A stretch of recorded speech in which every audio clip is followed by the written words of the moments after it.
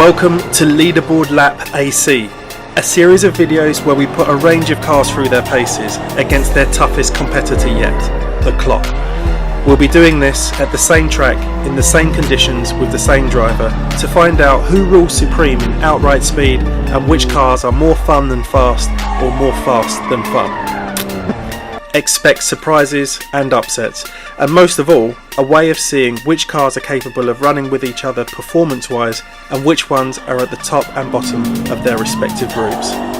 They say that all cars should be compared against those with whom they directly compete, and with that in mind, in addition to running an overall leaderboard, we'll group these cars into sub-leaderboards so we can see who dominates in each class, from fastest hypercar through to fastest SUV and all the rest, all within Assetto Corsa.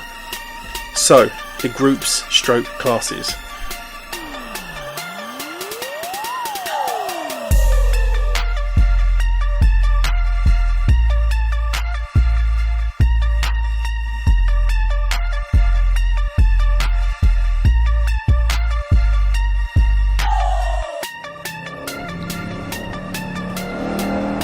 In the air of fairness, of course, there need to be rules. Each car gets to run 4 laps, effectively an out lap, a hot lap, another hot lap, and a fun lap. That last lap to get a taste of how playful or involving the car is without the pressure of actually trying to get a lap. And hopefully it will inform you as to whether you need to go and spend some time with that car as well.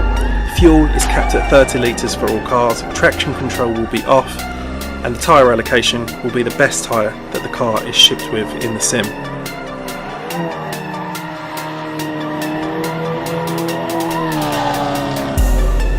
Now all of this needs a setting, a track that can stretch the limits of any car that's sent to it and every driver that attempts to brave it. This is Circuit de Charade, but more famously known as Circuit Clermont-Ferrand. In its current form, it's 2.4 miles long and it packs 18 of the most challenging turns I've ever encountered. I have quite a few favourite tracks for various reasons, but Clermont-Ferrand is one that holds up the most challenge. It's a location that's steeped in history, with even F1 making visits in the mid-60s to the early 70s, starring as the filming location for John Frankenheimer's Grand Prix movie, and also being the location where Helmut Marko lost sight in one of his eyes from a piece of dark volcanic rock that was flicked up by Emerson Fittipaldi's Lotus. Well, now you know the premise, you know where the track is, so I think it's time to take a closer look at that location itself. And for this task, as there's quite a bit to see, it's 18 turns after all, we'll be taking a motor which doesn't let any of the scenery slip away too quickly. This is Gary Patterson's trusty Ford Transit, all 135 brake horsepower and 2 tons of it. If it's good enough for Sabine, I think it's good enough for us. So let's get out there and take a closer look.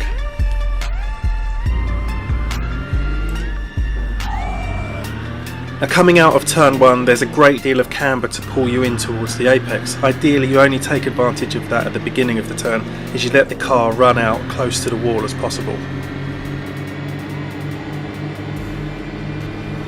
Turn 2, less camber challenges here. We still need to get a good exit. This, viewed from above, is a slightly opening hairpin.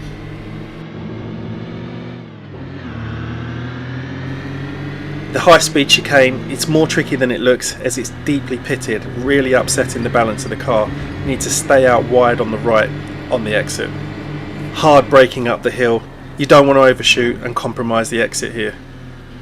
The second cone is definitely the clipping point, and powerful cars are prone to lots of oversteer on the exit as you power on up the hill. A blind entry into the next turn means the second cone again is crucial.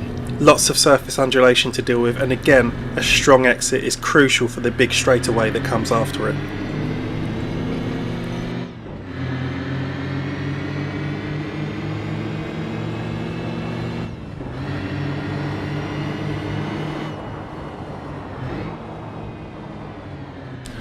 Shampoo. This hairpin is like a torture vault. It just feels like this corner goes on and on forever.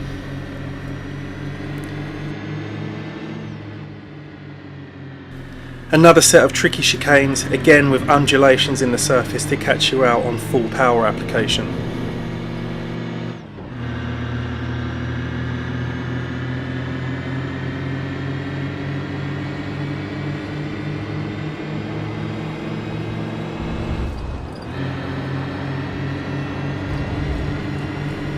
Now heavier cars get caught out on this downhill braking area. There's a nice track out area where you can get quite close to the wall and exit, so there's no need to be too ginger on the power coming out of this turn.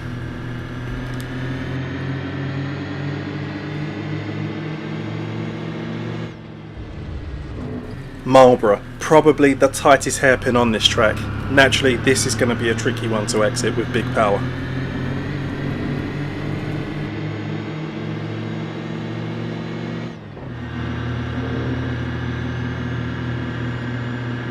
It'll keep our wits at the top of the hill and we're almost home, trying to late apex this very large turn that's actually a hairpin as well when viewed from above. We get set up for a fast exit as we are into the final turn.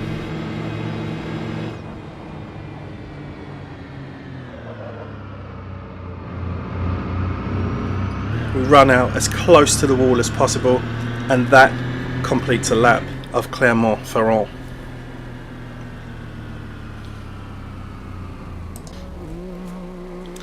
Right, this leaderboard is not going to build itself, so how about we get out there and start setting some laps in some cars.